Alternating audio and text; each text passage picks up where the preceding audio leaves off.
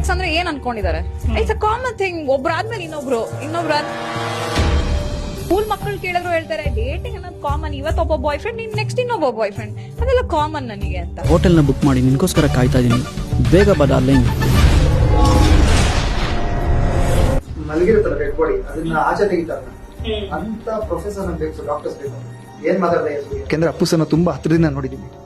Prasanna theatre ನಾನು fight practice ಮಾಡ್ಕೊಂಡು ಹೋಗ್ತಿದ್ದೆ, ಅಪ್ಪು ವೆಂಕಟೇಶ್ ಮಾಸ್ಟರ್.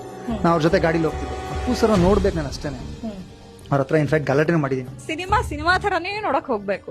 ನೀವ್ ಅದ್ರಲ್ಲಿ ಲಾಜಿಕ್ ಏನಿದೆ ಅಂತ ಹುಡುಕಿದ್ರೆ cinema first of all logic ಅಲ್ಲ. ಈ ಬಾಯ್ಸ್ ಅನ್ನೋದಾದ್ರೆ ಆಕ್ಚುಲಿ ನಮ್ ನೀಲಮೇಘ ಶ್ಯಾಮ ಅಲ್ಲಿ ದರ್ಶನ್ ಸರ್ದು ಡೇಟ್ಸ್ ಪ್ರಾಬ್ಲಮ್ ಆಗ್ಬಿಟ್ಟು ಅವ್ರನ್ನ ಹಾಕೊಳಕ್ ಆಗ್ಲಿಲ್ಲ. ಸರ್ ದರ್ಶನ್ ಸರ್ ನನ್ನ ಸ್ಕೂಲಿಗೆ ಡ್ರಾಪ್ ಮಾಡಿದ್ರು ಅಂತ ಹೇಳ್ತಾ ಇದ್ರು ನಮ್ ತಂದೆ. ಇದ್ರಲ್ಲಿ ಸ್ವಲ್ಪ ಬೋಲ್ಡ್, ಆಮೇಲೆ ತುಂಬಾ ಪಾಶ್ ಕ್ಯಾರೆಕ್ಟರ್ ನಂದು. ಸೊ ನಾನು ಕೇರ್ಲೆಸ್, ಇವರು ಕೇರಿಂಗ್ ನೇಚರ್. ಹೊಗೆ ಅಂತ ಅದ್ರ ಹೆಸರು ಮೇಡಮ್, ಹೊಗೆ ಅಂತ. ಇಡೀ ಸಿನಿಮಾ ಉದ್ದಕ್ಕೂ ಹೊಗೆ ಹಾಕಿದ್ದಾರೆ ಮೇಡಮ್. ಎಷ್ಟು ಹಾಕಿದ್ದಾರೆ ಅಂದ್ರೆ ಹೊಗೆ ಸಿನಿಮಾಗೆ ಬಂದಾಗ ವೈಟ್ ಇದ್ವಿ ಮೇಡಮ್. ಆ ಹೊಗೆ